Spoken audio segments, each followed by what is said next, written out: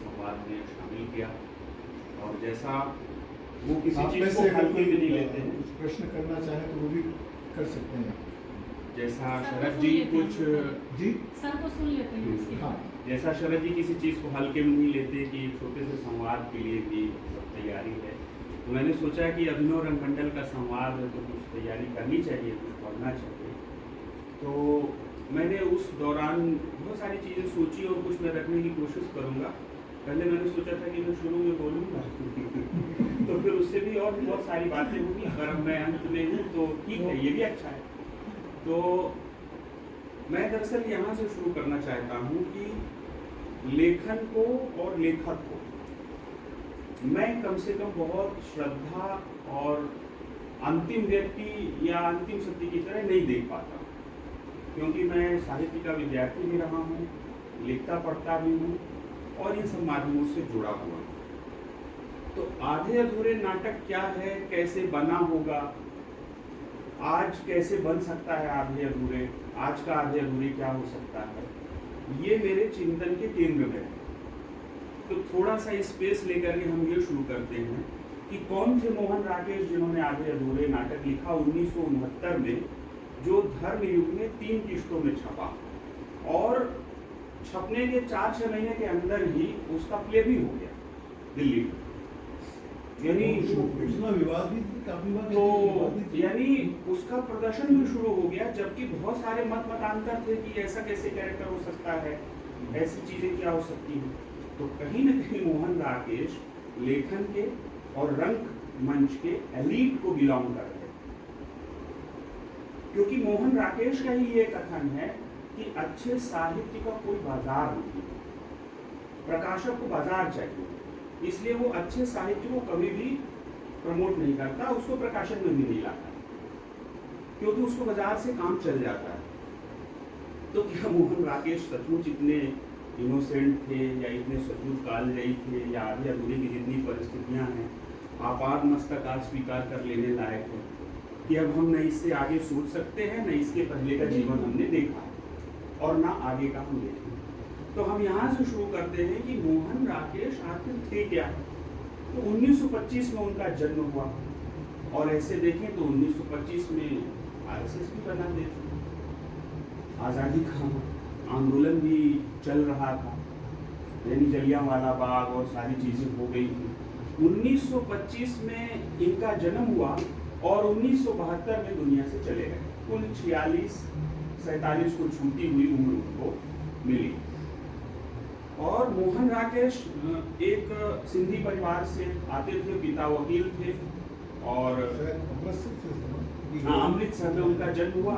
सिंधी परिवार में आते थे और पिता वकील थे, अच्छा खासा परिवार था, कोई दिक्कत नहीं थी, अच्छी पढ़ाई हुई। अच्छी पढ़ाई होने के साथ साथ उनको अच्छी नौकरी मिली, कॉलेज में पढ़ाते थे, स्कूल में भी पढ़ाया, मुंबई में भी नौकरी की। तो कुल मिला के लगता है कि मुंबई की नौकरी के दरमियान ही इस नाटक का तो वही मैं बहुत सारी चीजें कोशिश करूंगा कि हम उनको छू सके, क्योंकि अगर हम कलाकारों के बीच में हैं, साहित्यकारों के बीच में हैं, तो बहुत श्रद्धा से अपना काम चलता नहीं, क्योंकि फिर हमारा काम रुक जाता है। फिर ना हमें खेलने के लिए आधे अधूरे के अलावा कोई नाटक है और न देखने के लिए आधे अधूरे के अलावा कोई नाटक है। और आज 25 मई है, 1943 में आज ही के दिन इफ्टा की स्थापना हुई थी, इंडियन पीपुल्स थिएटर की स्थापना हुई थी, भारतीय जन नाट्य संघ की। और ये नाम भूमि जहांगीर भाभा एक वैज्ञानिक ने दिया। तो एक वैज्ञानिक को एक नाट्य संघ के नामकरण की क्या जरूरत पड़ गई 1943 में, जबकि 1955 में मोहन राकेश ने अपना पहला नाटक लहरों के राजहंस लिखा, बहुत मेच्योर नाटक, माफ कीजिएगा, आषाढ़ के एक दिन 1955 में उन्होंने लिखा। तो मोहन राकेश की जो मेकिंग है उसमें यह है कि वो एक तो संस्कृत के विद्यार्थी रहे विधिवत, और थोड़ा सा विरोधाभास है, उसको विद्वानों के बीच में कभी डिस्कस किया जा सकता है तमाम स्रोतों में। जैसे राजकमल प्रकाशन के स्रोतों में तो ये कहा जाता है कि वो संस्कृत से एमए भी थे, लेकिन कई जगह ये जानकारी मिलती है कि वो अंग्रेजी और हिंदी में एमए थे, संस्कृत में एमए नहीं थे, और दोनों ही ऑथेंटिक स्रोत हैं। तो राजकमल को अगर हम माने तो वो संस्कृत में एमए भी थे, और यही कारण है कि उन्होंने कालिदास के नाटकों मृच्छकटिकम और शाकुंतलम का अनुवाद किया, संस्कृत से हिंदी में अनुवाद करना। और अगर कभी आप मोहन राकेश को सुने यूट्यूब में या कहीं भी, तो जो उनकी आवाज़ है वो कभी भी नहीं अपने आप को कहानीकार कहना पसंद करते थे, तो अफसाना निगार ही मानो, मैंने अफसाना लिखना। यानी उनकी भाषा जो थी वो नेहरू जी की ही भाषा थी, हिंदुस्तानी, लेकिन वो काम संस्कृत से हिंदी में भी कर रहे थे और हिंदी में कर ही रहे थे। तो मोहन राकेश का 1925 में जन्म हुआ। 1955 में उन्होंने आषाढ़ के एक दिन जैसा नाटक लिखा, जिसके बहुत सारे संवाद हैं कि सफल विलोम कालिदास और असफल कालिदास, सफल विलोम। तो इस तरह की चीजें वो ला रहे थे। और उसके बारे में उनका आधिकारिक कथन ये है कि ये आजकल के अदीबों की समस्या पर लिखा गया नाटक है, आषाढ़ के एक दिन। उसके सारे द्वंद्व, सारे तनाव और सारा विस्थापन वो आजकल के लेखकों का है। तो मोहन राकेश को अगर हम यहाँ से शुरू करें कि 1960 का जो दशक कहा जाता है, जिसको नई कहानी का दशक कहा जाता है, और नई कहानी आंदोलन पूरा बाकायदा आंदोलन था, जिसमें कमलेश्वर थे, कहानियां भी उस दरमियान लिखी। इनसे लगभग 6-7 साल छोटे थे कमलेश्वर। राजेंद्र यादव थे जो 4-1 साल छोटे थे। मन्नू भंडारी थी जो 5-6 साल छोटी थी। तो इस तरीके से ये सबसे सीनियर थे, मोहन राकेश, कमलेश्वर, राजेंद्र यादव और मन्नू भंडारी। अगर इनको नई कहानी का एक तरीके से नेतृत्व दे दिया जाता है, हालांकि नामवर सिंह तो निर्मल वर्मा को नई कहानी का प्रमुख कहानीकार मानते हैं, और बहुत सारे लोग थे उस दौर में, बहुत सारे लोग थे, लेकिन श्रेय तो इन्होंने लिया क्योंकि ये हिंदी साहित्य का एलीट थे। मोहन राकेश ने सारिका में केवल 11 महीने की नौकरी की, और जब 11 महीने सारिका का संपादन करके वो लौट रहे थे तो उन्होंने पूछा कि आप इसका संपादन क्यों छोड़ रहे हैं। तो उन्होंने कहा मुझे एयर कंडीशनर खरीदना था, उसका इंतजाम हो गया है, मैं छोड़ रहा हूँ। और उनके बारे में ये कहा जाता था कि वो अपना इस्तीफा जेब में लेके चलते थे।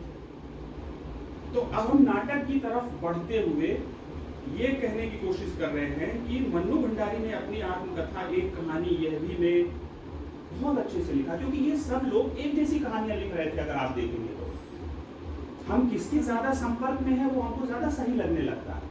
रामचंद्र शुक्ल ने तो कहा है कि परिचय से प्रेम होता है, बिना परिचय के प्रेम क्या होगा।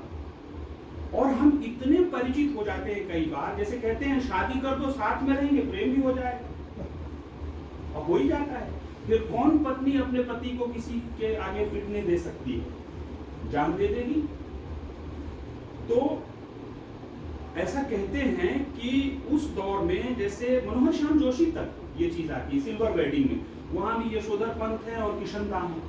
तो जो जुनेजा और महेंद्र नाथ का रिश्ता है कि सावित्री कहती है कि तुम कुछ अपने से भी वो महेंद्र कर सकता है क्या, हर चीज में जुनेजा बताएगा। अभी भी जुनेजा ही आया है कि तुम उसको छोड़ दो, वो खुद कहने की स्थिति में नहीं है। यानी हर चीज में उस दौर के एक व्यक्ति को, मध्यवर्ग पर हम आएंगे, वो बहुत कॉम्प्लिकेटेड मसला है। मध्यवर्ग इतना आसान टर्म नहीं है जिस तरह से हम उसको समझते हैं।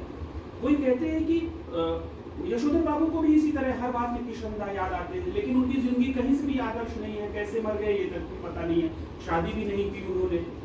तो इसी तरह से जुनेजा है, पूरी जिंदगी में जुनेजा है। और जुनेजा सावित्री को भी कहता है कि तुमको याद है तुम मेरे कंधे पर भी इसी तरह की बातें कर रही थी सर टिकाकर। यानी महेंद्र नहीं होता तो मैं होता महेंद्र, क्योंकि तुम्हें एक प्रभावशाली स्टैब्लिश्ड व्यक्ति जीवन में चाहिए था, और उस दौरान तुम्हें महेंद्र मिला, और अब तुम महेंद्र की जगह दूसरों को छोड़ रहे हो। तो हम थोड़ा सा एक दो बातें कह करके थोड़ा इसमें आगे बढ़ेंगे। बड़ी दिलचस्प चीजें हैं, हम जब इस पे जाएंगे अंदर में तो इतनी परतें हैं और इतनी मजेदार परतें हैं कि नाटक पूरा बदल जाता है। जैसे मन्नू भंडारी कहती है कि राजेंद्र यादव को मोहन राकेश से कॉम्प्लेक्स था, तो जब सारिका छोड़ा कमलेश्वर ने, मोहन राकेश ने, तो ऑफर आया राजेंद्र यादव को तो मन्नू भंडारी लिखती हैं कि राजेंद्र यादव मोहन राकेश की छोड़ी हुई चीज कैसे एक्सेप्ट करेगा। काम बड़ा है वो, लेकिन वो काम चूंकि मोहन राकेश ने छोड़ा है तो उसको राजेंद्र यादव कैसे एक्सेप्ट करेंगे। तो और राजेंद्र यादव कहते हैं कि मोहन राकेश को अज्ञेय से कॉम्प्लेक्स है, वो अज्ञेय को ग्रिप में लेकर ऊपर जाना चाहते थे, सृजनात्मक रूप से, क्रिएटिविटी, और ये मोहन राकेश को पार करना चाहते थे क्योंकि मोहन राकेश कहानीकार थे, उपन्यासकार थे और नाटककार भी हुए। तो अब थोड़ा सा मोहन राकेश की जिंदगी में आते हैं। मोहन राकेश ने 2 शादियां की और दोनों नहीं चली, 2 साल उनकी एक्सपायरी डेट थी शादी। और चंद्रा मोहन ओलख एक उनकी मुरीद थी, चंद्रा मोहन ओलख उनकी मुरीद थी जो उनको चिट्ठियां लिखा करती थी और ये वहां जाया करते थे। तो जब चंद्रा मोहन ओलख ये जाया करते थे तो वहीं अनीता राकेश उनकी बेटी थी और चंद्रा मोहन ओलख से संपर्क बढ़ते बढ़ते इनका संपर्क शिफ्ट हो गया बेटी पर और सिनेमा भी साथ में देखने गए। उसमें कुछ इनके भीतर एक रागात्मक संबंध ऐसा विकसित हुआ कि इन्होंने फैसला किया शादी करने का अनीता राकेश से। और मजेदार बात यह है कि अनीता राकेश उस समय नाबालिग थी।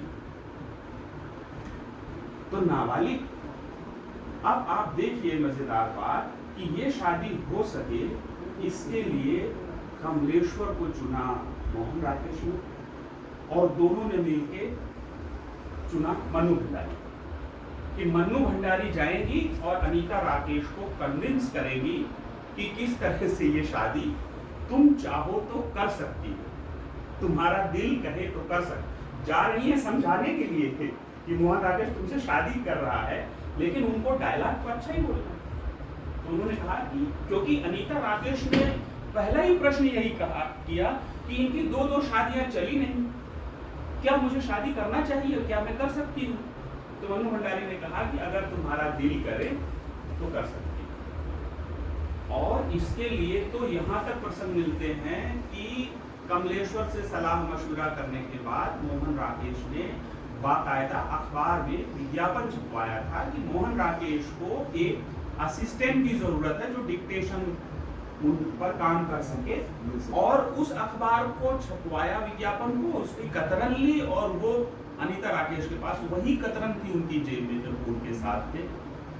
और जब उन्होंने कॉलेज में एडमिशन लिया तब घर से बाहर निकलने की अनुमति मिली अनीता राकेश को और पीटी भी जाती थी वो माँ के द्वारा, क्योंकि माँ ने कह दिया था कि वो तेरे ऊपर थूकेगा भी, तुम क्या समझती हो तुमसे शादी करेंगे। फिर ये कॉलेज आने के बहाने पहली बार मोहन राकेश से मिली और उसके बाद फिर ये वहां से निकले, इनका परिचय बढ़ने के बाद, और ये हवाई जहाज से निकले।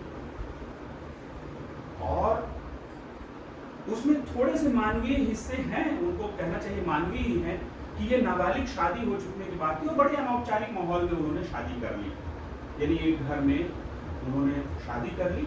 और अनीता राकेश ने अपनी आत्मकथा में और अपने आत्मकथ्यों में स्वीकार किया है कि उनके संबंध बहुत बाद में बने, लेकिन वो नाबालिग थी। अब आप आधे अधूरे में आइए। सावित्री की बड़ी बेटी है बिन्नी और एक व्यक्ति आता है मोहन, और एक दिन बिन्नी मोहन के साथ भाग जाती है।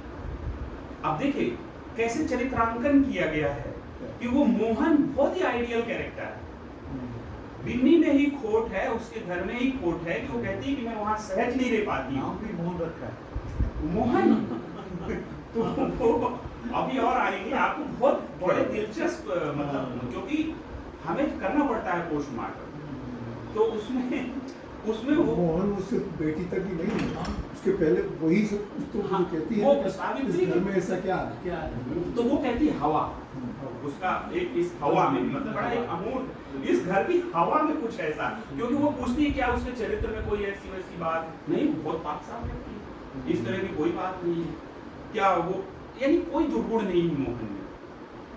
बेटी फिर भी वहां खुश नहीं है, और वो ये घर में जब आती है तो माँ उससे कहती है कि ये तुम्हारा ही तो घर है, लेकिन उसको मानने में दिक्कत आती है। तो मोहन हो गए और बिन्नी हो गई, बिन्नी का रिलेशन हो गया, और मोहन राकेश और अनीता राकेश के जीवन में आप देखिए कैसे, क्योंकि मैं बहुत ईमानदारी से कहना चाहता हूँ और मैं उसको कहता भी रहा हूँ कि जो 1936 में साहित्य में प्रगतिशील आंदोलन शुरू हुआ, लखनऊ में जिसकी अध्यक्षता प्रेमचंद ने की, और जिन मूल्यों के लिए कि जो साहित्य होगा वो राजनीति के आगे चलने वाली मशाल होगा, ऐसा एक आंदोलन 1936 में शुरू हुआ। 1943 में इक्टा बना, इनको 1955 में और 1969 में क्या हो रहा है कि ये कथित मध्य वर्ग के जीवन में उलझे हुए हैं।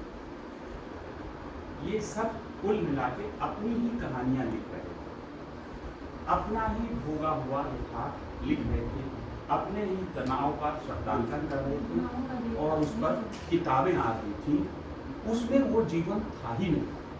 जिस मध्य वर्ग के बारे में हम सब लोग यहाँ लगातार कह रहे हैं, उसके बारे में ये कहा जाता है कि मध्य वर्ग में हम लोग नहीं आते हैं।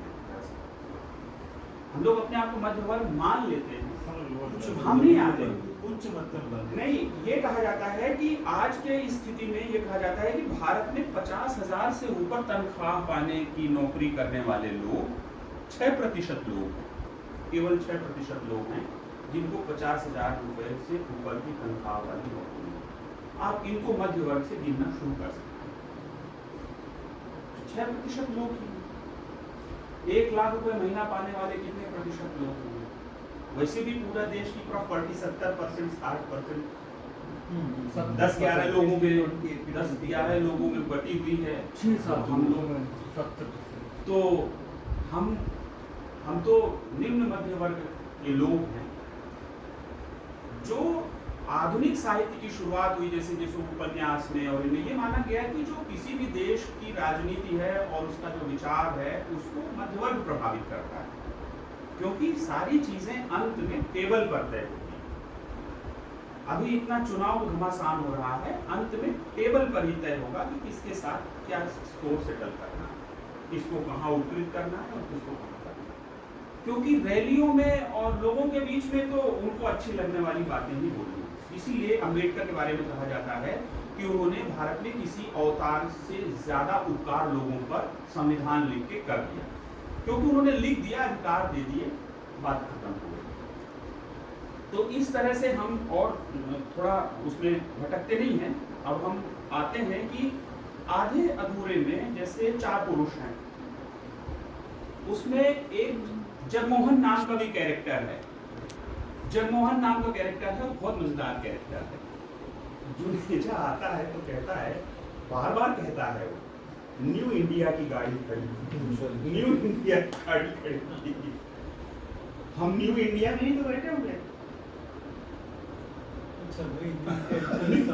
New India, digital India, skill India, और जो जगमोहन है वो न्यू इंडिया की गाड़ी में आता है और नाम भी उसका जगमोहन है।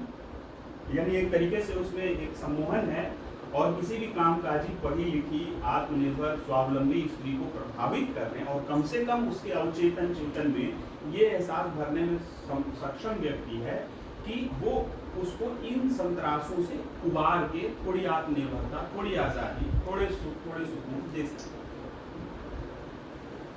और वो जगमोहन का इंतजार कर रहे हैं, किसमें जाएगी? न्यू इंडिया की गाड़ी। तो हो सकता है न्यू इंडिया की गाड़ियाँ आजकल भी ज़्यादा चलने लगे तो स्त्रियों को थोड़ी आज़ादी, थोड़ा कुछ मिलना शुरू हो, ऐसा हम सोच सकते हैं। क्योंकि आप ये देखेंगे कि मोहन राकेश ने जब कहानियाँ लिखनी शुरू की तो पहली कहानी उनकी भिक्षु है और लहरों के राजहंस जो उनका नाटक है वो बौद्ध काल पर है पूरा। तो लेखक सुंदर नंद की उस पर है पूरा, यानी संस्कृत से कालिदास को ला रहे हैं, अपने नाटकों में कालिदास को ला रहे हैं, लेकिन वो बौद्ध काल तक के तनावों, द्वंद्वों और उन बहसों में भी वो जा रहे हैं। तो मोहन राकेश की लेख की तैयारी तो बहुत बड़ी है, बहुत बड़ी। थिएटर में आने के पीछे की वजह क्या है कि वो ये कहते हैं कि जब वो कॉलेज में थे तो वो नाटकों में अभिनय करते थे, हिस्सा लेते थे और वही उनके भीतर था। तो लेकिन मोहन राकेश ये कहते हैं कि मुझे टेबल पर ही मेरा जीवन है, टेबल ही मेरा जीवन है। मैं जो कुछ भी हूँ टेबल पर ही हूँ। अफसाना लिखता हूँ, नॉवेल लिखता हूँ, नाटक लिखता हूँ। और आप देखेंगे मजेदार बात ये है कि आधे अधूरे नाटक टेबल पर भी पूरा का पूरा थिएटर है। टेबल पर स्क्रिप्ट में पूरा का पूरा थिएटर। और शरद जी इस बात को बहुत अच्छे से, आप दोनों बहुत अच्छे से इस चीज को जानते हैं कि अगर कोई रंग निर्देशन की दिशा में जा रहा हो तो मोहन राकेश से बड़ा निर्देशक का मित्र कोई नाटककार हुआ ही नहीं। बहुत फ्रेंडली है, मतलब ऐसा लगता है कि दोस्त मिल गया है, हम नाटक क्या करना है अपने को। कैरेक्टर आएंगे, छोटी साधारण सी प्रॉपर्टी है, लेकिन वो बड़ी स्मृतिशील है। और सारे उनके जो रंग निर्देश हैं आप देखिए, कौन सिगार कैसे पिएगा, कैसे झाड़ेगा, कैसे उठेगा, कैसे चलेगा, कहाँ से आएगा। नाटक पढ़ते पढ़ते लगने लगता है कि हम नाटक ही पढ़ रहे हैं।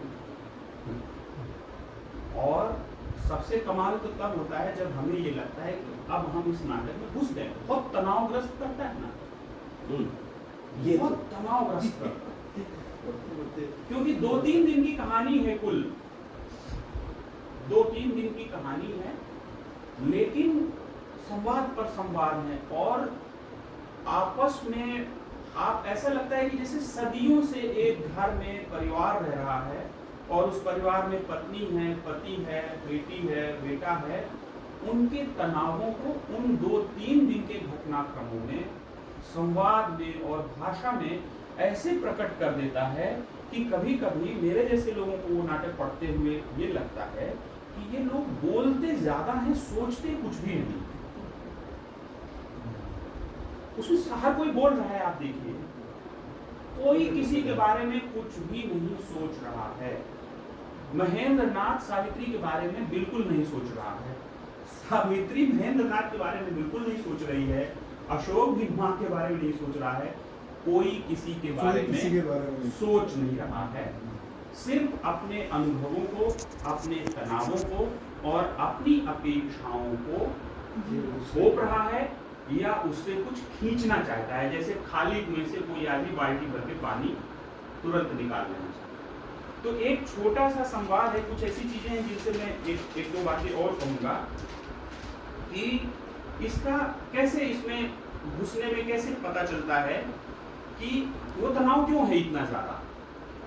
यहाँ तक कि छोटी बहन बड़ी बहन से बोलती है, उसमें तनाव है, और वो एक पर एक बोलते हैं। और भाषा इतनी बहती हुई भाषा है और कैरेक्टर के साथ ऐसे बदल जाती है कि जब किन्नी बोलती है तो हम किन्नी हो जाते हैं, जब बिन्नी बोलती है तो हम बिन्नी हो जाते हैं। और जब अशोक को वो कहती है कि तुम तस्वीरें नहीं काट रहे हो, जिंदगी ही काट रहे हो, ये तस्वीरें नहीं काट रहे हो, जिंदगी काट रहे हो। तो मोहन राकेश ने भाषा में कमाल कर दिया। नाटकों में ऐसी भाषा आपको मिलेगी, क्योंकि उनका जो पूरा तनाव है और जो द्वंद्व है वो उनका अपना जीवन जैसा है, उसको उन्होंने केवल लिखते जाना है। कभी आपको नहीं लगता कि चंद्रा औलख सावित्री है? मैं तो यहाँ तक सोचता हूँ, आप इसको मेरी बदमाशी भी कह सकते हैं कि उन्होंने अपने आप को जस्टिफाई भी कर लिया है। यानी सावित्री के बारे में आप कितनी भी तरीके से सोचें, उस पूरे नाटक में वो कोई अच्छी स्त्री तो नहीं है ना। महेंद्र के प्रति आपको सहानुभूति हो जाती है, हर किसी के प्रति आपको सहानुभूति हो जाती है। अशोक के प्रति भी हो जाती है कि बेचारा कुछ नहीं करना चाहता और उस तनाव में फंसता है, लेकिन सावित्री के प्रति कोई सहानुभूति लेखक नहीं पैदा होने देता पूरे नाटक। एक चीज का दूसरी चीज से रिश्ता तात्कालिक सुविधा की मांग के कारण लगभग टूट चुका है। फिर भी लगता है कि वह सुविधा कई तरह की असुविधाओं से समझौता करके की गई है, बल्कि कुछ असुविधाओं में ही सुविधा खोजने की कोशिश की गई कि इसकी नौकरी लग जाएगी। तो ये जो सुविधा बना रहे हैं वो, यानी एक परिवार में आपको रहने का मौका मिल गया, आप एक दूसरे से अलग नहीं हो रहे हैं, एक दूसरे से दूर नहीं जा रहे हैं, एक दूसरे को बस निचोड़े जा रहे हैं। तो ये जो 1960 का जो दशक है राजनीतिक जीवन में, शहरी मध्य वर्ग में, एलीट में, ये जीवन लगभग ऐसा ही हो गया था। आपने एक पार्टी फिल्म देखी होगी, पार्टी फिल्म में कि वो किस तरह की बातें करते हैं, उनके जीवन की क्या तनाव है, उनके जीवन की क्या समस्याएं हैं। बलराज साहनी कोई मजदूरों के बीच में रह रहे हैं या एके हंगल पाकिस्तान से चल करके अपने पूरी कमाई मजदूरों के बीच में खर्च कर रहे हैं, इन लोगों को कुछ भी पता नहीं है। जबकि मोहन राकेश सेंसर बोर्ड के सदस्य भी रहे हैं,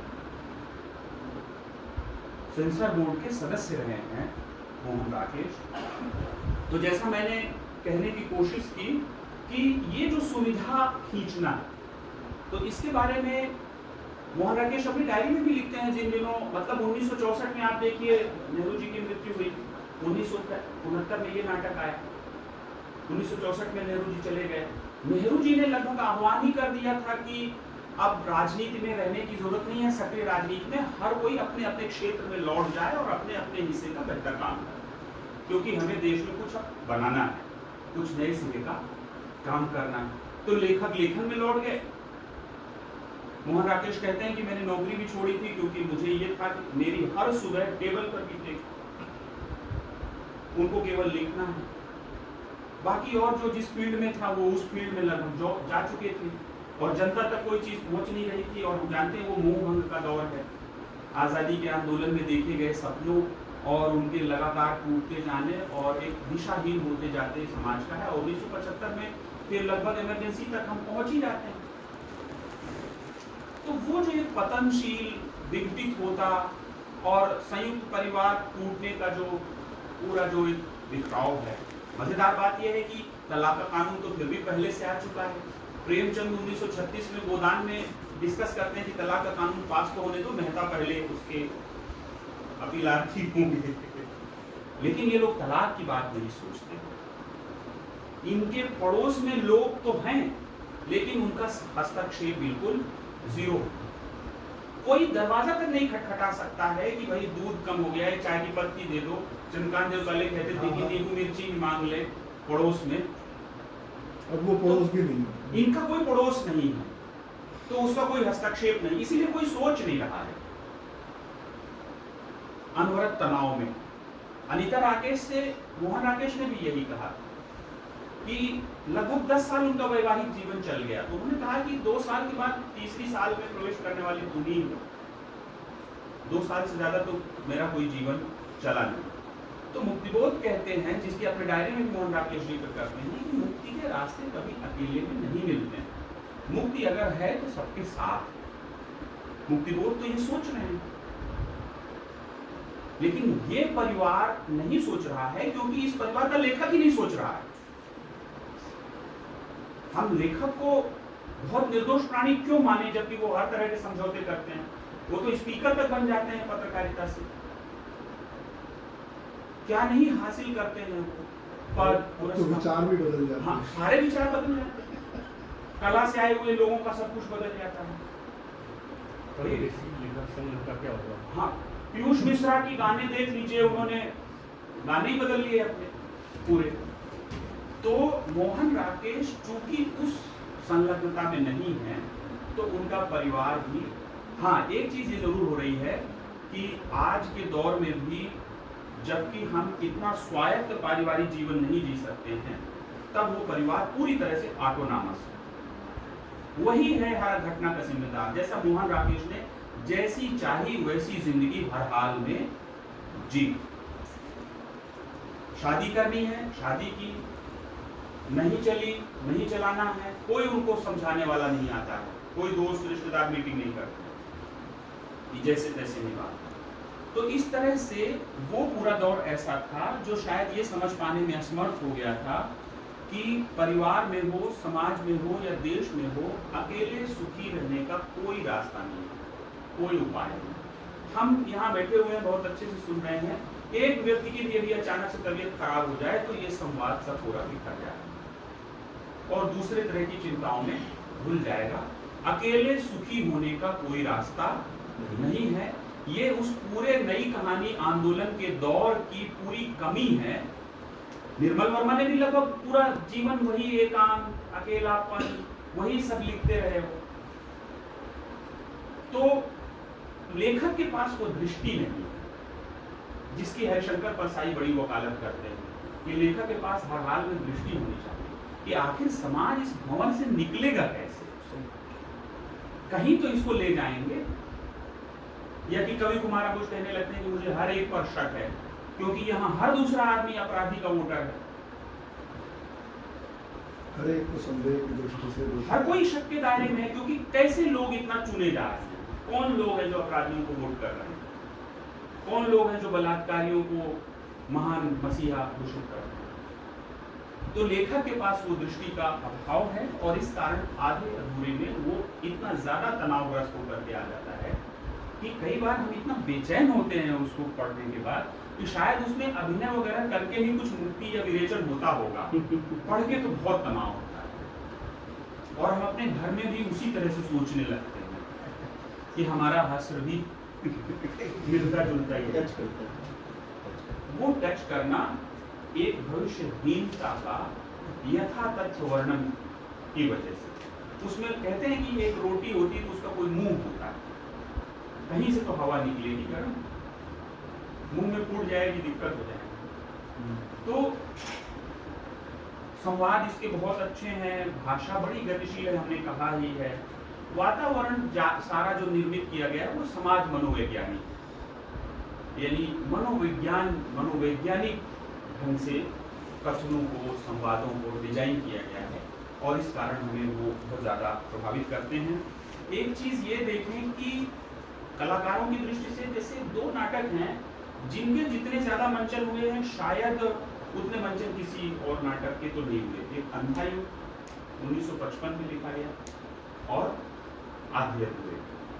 आप देखिए कि अंधा युग के बारे में नामवर सिंह ने बहुत पहले बोला था कि जैसे पहले कोई होता था तो उसकी जान कहीं बसती थी, राजा होता था तो उसकी जान कहीं बसती थी तोते में, तो राजा को मारना होता था तो तोते को गर्दन मरोड़ देते थे तो राजा मर जाता था, या कि कहीं कुछ ऐसा जान बसती थी उसकी, जिसको कहते हैं कोई वैचारिक केंद्र होता था।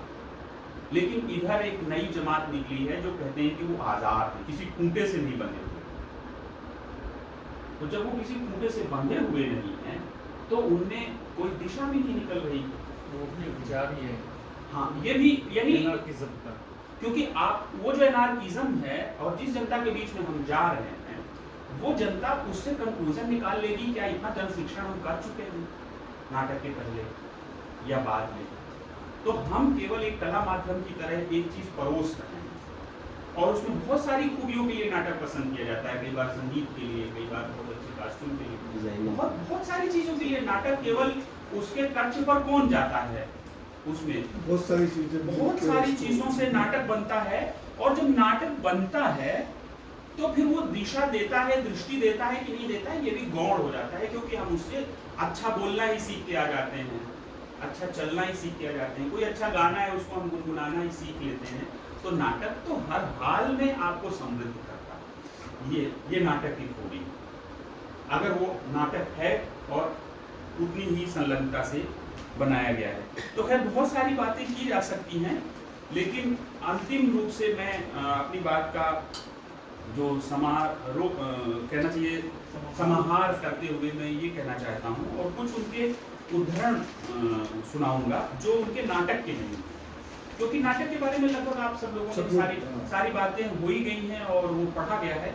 पर मुझे ऐसा लगता है कि जब उस नाटक को खेला जाए तो उसमें उसके कलाकारों को ये चीज़ें मालूम होनी चाहिए, क्योंकि कहते हैं कि नाटक खेले जाने के पीछे दो, अभिनय के बारे में कहते हैं कि दो चीज़ें मानी जाती हैं कि या तो आप वही कैरेक्टर हो जाइए, उसमें घुस जाइए कहते हैं, या आप उससे निकल के वो चीज़ करें। तो ऐसा माना जाता है कि आप उस कैरेक्टर को समझ लीजिए, उन परिस्थितियों को समझ लीजिए और उन परिस्थितियों में क्या हो रहा है, क्या से क्या हो सकता है, अब आप ये सब जानते हुए वही मत हो जाइए, सावित्री ही मत बन जाइए, सावित्री को प्रकट कीजिए अपने अभिनय से। सावित्री बन जाने में खतरा है, तो उसको ये दो तरीके माने जाते हैं अभिनय के। अभिनय में ही स्वीकृत तरीके हैं, ये मेरा कोई अपना सिद्धांत नहीं है, अभिनय के ये दो स्वीकृत तरीके हैं। तो कलाकारों के बीच में, निर्देशकों के बीच में ये बात स्पष्ट होनी चाहिए कि ये किस दौर में, किन परिस्थितियों में और किस तरह के सामाजिक परिवेश का ताना बाना ये ढूंढता है और हमें कहाँ ले जाकर छोड़ना चाहता है, और अगर नहीं छोड़ पाया है तो उसके पीछे क्या रचनात्मक तैयारियां होंगी जिनकी कमी रही होगी या क्या बातें रही होंगी। क्योंकि मोहन राकेश कोई बोलेगा कि नहीं, आधे अधूरे में भी सिंघानिया आता है, कितनी बातें करता है। अगर आप देखें तो सबसे ज्यादा प्रभावित करने वाली बातें बोलता है, कभी अमेरिका की बोलता है, इटली के मौसम की बात करता है। वो ऐसा लगता है कि जैसे कोई वैश्विक पर्सनालिटी है जिसके बारे में अशोक ये कहता है कि ये आदमी क्या घनचक्कर है, मतलब चुकंदर बोलता है उसको, कि इसको पतलून की बटन, बातें तो बड़ी बड़ी करता है लेकिन इसकी पतलून की बटन तो लेकिन अगाड़ी को धक्का लगाना पड़ता है। और ये आश्वासन के समय का धक्का है, नौकरी कर ली तो फिर क्या करना पड़ेगा, अगर इसकी नौकरी कर ली तो आश्वासन पे ये सब तो वो, और वो देखिए कि हमेशा हड़ताल की बातें करता है कि एक हड़ताल हो गई है, होने वाली है, तुम आना, उसके बारे में बात करना है। और वो कितने लोगों को आश्वासन दे चुका है, कितने लोगों को मोबिलाइज करने की पूरी मानसिकता में जीता है। तो वो बौद्धिक है, बौद्धिक वो कहता है। तो इसीलिए एक आरोप सावित्री पर यह भी है कि तुम जिसको भी ज्यादा सा प्रभुता संपन्न और वैचारिक और ये देखती हो, उससे प्रभावित हो जाती हो और उसको घर बुलाना शुरू कर देती हो, क्योंकि उसमें वो चीज है, उस तरफ जाने की एक उसके भीतर है। लेकिन वो चूंकि स्त्री ही है और वो पुरुष उसको कैसे ले जा सकता है, जो खुद जुनेजा पर निर्भर करता है अपने जीवन के हर फैसले, आज भी इंतजार करता है। तो मोहन राकेश हर परिस्थिति को समझ रहे थे। उनके कुछ कोटेशन से मैं अपनी बात पूरी कर रहा हूँ। हमारे बीच में मोहन राकेश को परिचित कराने के लिए काफी हैं। वो कहते हैं, अतीत कभी भविष्य के गर्भ से बचकर वर्तमान नहीं रह सकता। अतीत कभी भविष्य के गर्भ से बचकर वर्तमान नहीं रह सका। जिस समाज में मनुष्य अपने व्यक्तित्व का पूरा विकास नहीं कर सकता, वह समाज भी अवश्य दूषित समाज है। तो मोहन राकेश एक दूषित समाज का चित्र खींच रहे हैं, जहां इतनी घोर स्वप्नहीनता है, निकलने का कोई रास्ता ही नहीं, न सामाजिक न वैधानिक। संसार में जितने धनी व्यक्ति हैं, उनमें से अधिकांश दलाली करके वस्तु या व्यक्ति के गुण को बेचने में माध्यम बनकर धन कमाते हैं। यह दलाली व्यक्ति और वस्तु के वास्तविक मूल्यांकन और मूल्य ग्रहण में बाधा है। वह मुस्कुराहट जो तहों में छिपे हुए मनुष्यत्व को निखार कर बाहर ले आती है, यदि स्वोद्देश्य हो तो वह उसके सौंदर्य की वेश्यावृत्ति। तो इस तरीके से मैंने बहुत समय ले लिया और अंतिम वाक्य की एक तरह से एक ये कहना है कि मोहन राकेश अपने दौर के बहुत बड़े रचनाकार हैं और कभी उनको आप सुने, बहुत ही विनम्र और सृजनात्मकता के रूप में हमारे बहुत बड़े आदर्श हो सकते हैं। भाषा में, कहानी में, उनकी कहानी है परमात्मा का कुत्ता। अब हम केवल इंतजार कर सकते हैं कि कोई कहानी लिखे परमात्मा का नेता।